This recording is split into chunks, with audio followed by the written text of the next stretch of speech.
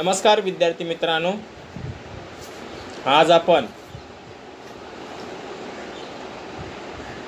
आपल्या व्याकरणामधील जो विरामचिन्हे हा जो टॉपिक आहे म्हणजे पंक्च्युएशन मार्क हा आज आपण पाहणार आहोत।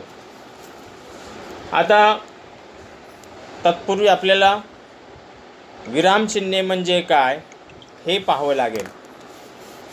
What is the definition of punctuation mark. आता आपल्याला विरामचिन्हाची व्याख्या पाहावी लागेल। तर विरामचिन्हाची व्याख्या अशी आहे, जेव्हा आपण बोलत असतो तेव्हा मध्ये मध्ये थांबत बोलतो। ज्यावेळेस आपण एखादं वाक्य बोलतो त्यावेळेस मध्ये मध्ये बीच में हम रुकते हैं, बोलतो, या थांबण्याला विराम असे म्हणतात। या थांबण्याला काय म्हणतात? विराम असे म्हणतात। लेखनामध्ये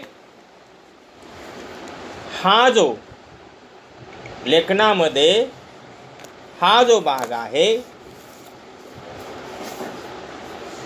हा विराम ज्या वेगळ्या खुणांनी चिन्हांनी दाखवला जातो त्या चिन्हांना आपण काय म्हणतो?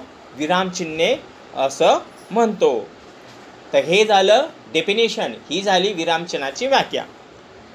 आता आपण पाहूया विरामचिन्हे जे आहेत ते विरामचिन्हे किती आहेत हे आपल्याला पाहावं लागेल। मराठीमध्ये आपल्याला विरामचिन्ह जे आहेत ते आपल्याला सुरुवातीला किती आहेत ते पाहावं लागेल। तर याच्यामध्ये आपल्याला काय सांगितलं आहे की विरामचिन्हे हे 9 प्रकारचे आहेत। किती प्रकारचे आहेत? विरामचिन्ह ही 9 प्रकारचे आहेत।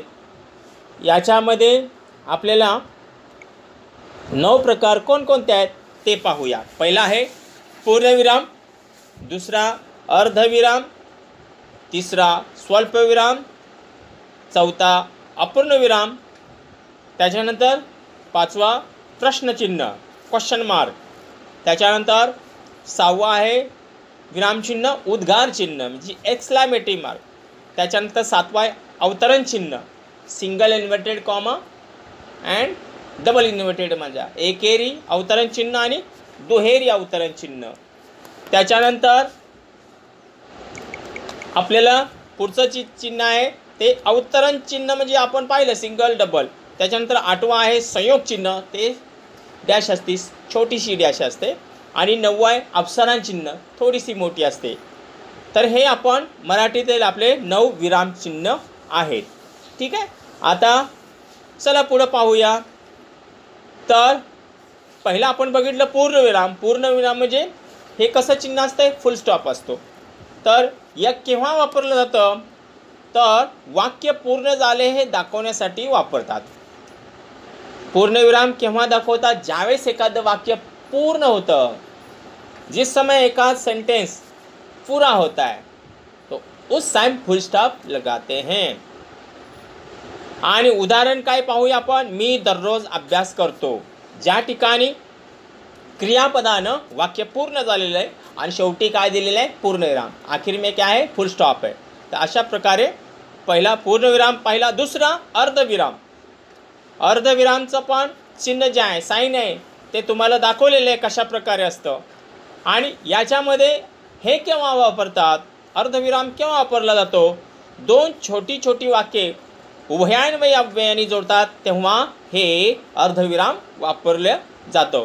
जसं की गड आला, थांबलो आपण थोडा, पण सिंह गेला। गड आला याच्यानंतर काय होईल? अर्धविराम, ते अर्धविराम तिथं लावलं जाईल, पण सिंह गेला। तर अशा प्रकारे या उदाहरण दाखल पण आपण पाहिलेलं आहे। आता पुढं पाहूया स्वल्पविराम कॉमा। तिसरं जे आहे स्वल्पविराम। आता स्वल्पविराम पण चिन्ह कसं असतंय? एक कॉमा असतो, हे पाहिलेले आपण। आणि याच्यामध्ये याचा वापर केव्हा केला जातो? कब ये यूज किया जाता है? तर याच्यामध्ये एकाच जातीचे शब्द लागोपाठ आल्यास वापरतात। आणि दुसरा याचा वापर केव्हा केला जातो? हाक मारताना नावापुढे वापरतात। आता याचं उदाहरण बघूया। एकाच जातीचे शब्द, एक ही जाति के शब्द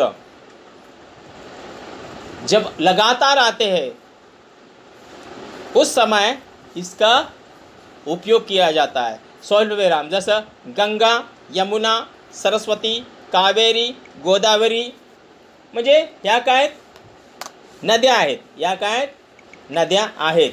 आणि या एका पाठोपाठ एकाच जाती शब्द लागोपाठ आल्यास आपण स्वल्पविराम लावतो। दुसरा, ह्या काय आहेत भारतातील नद्या आहेत, ह्या सगळ्या भारतातील नद्या आहेत एका पाठोपाठ एक, आणि असं आल्यास आपण स्वल्पविरामचा वापर करतो।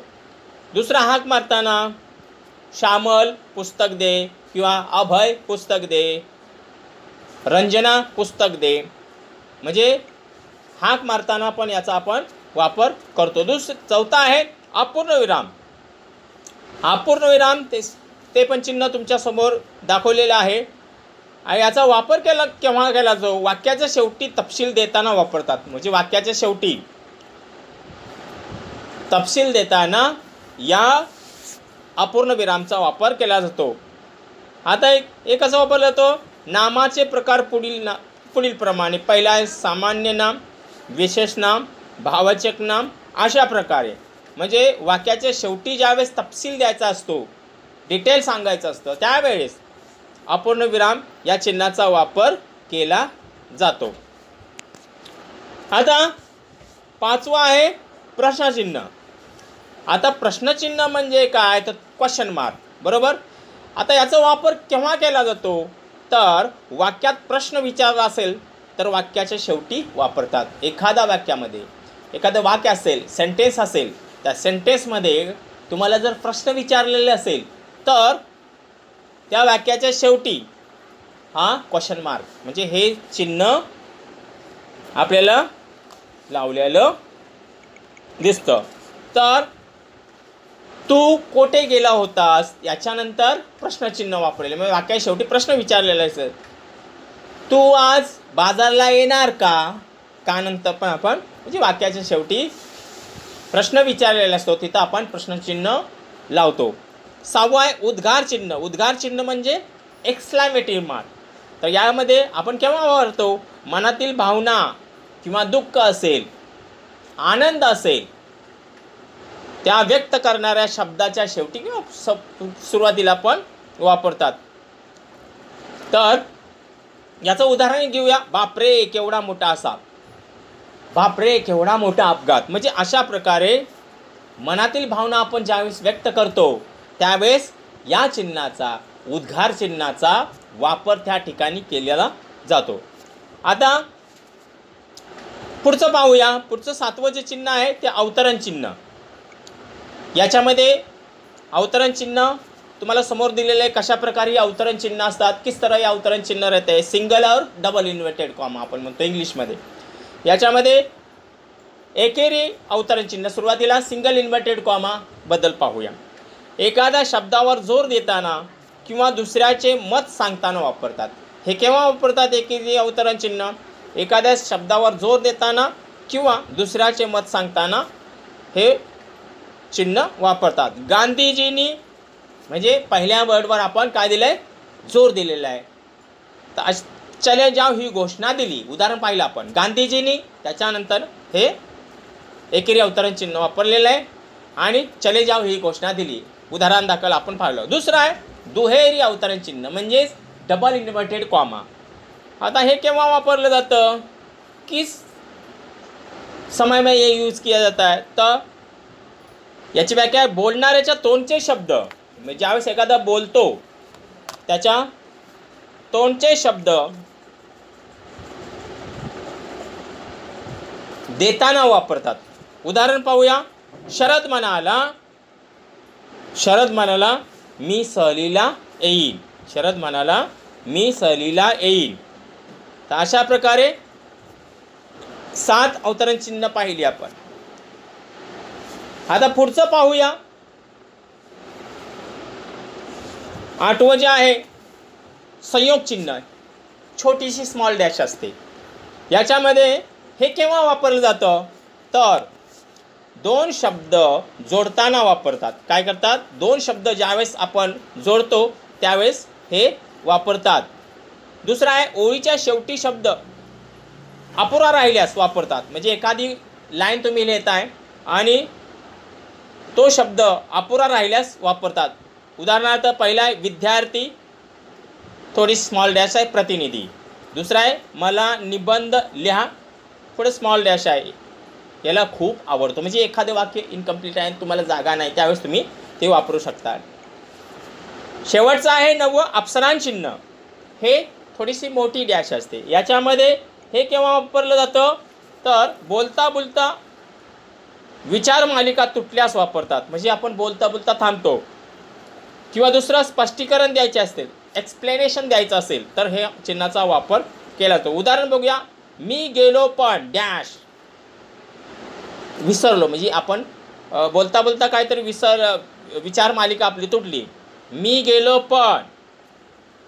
दुसरा आहे ती मुलगी जिने लाल रिबीन बांधली आहे ती पहिली आली.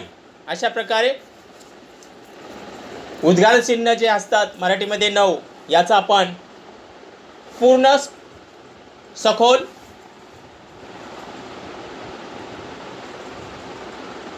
तऱ्हेनं आपण बारकाईनं त्याचा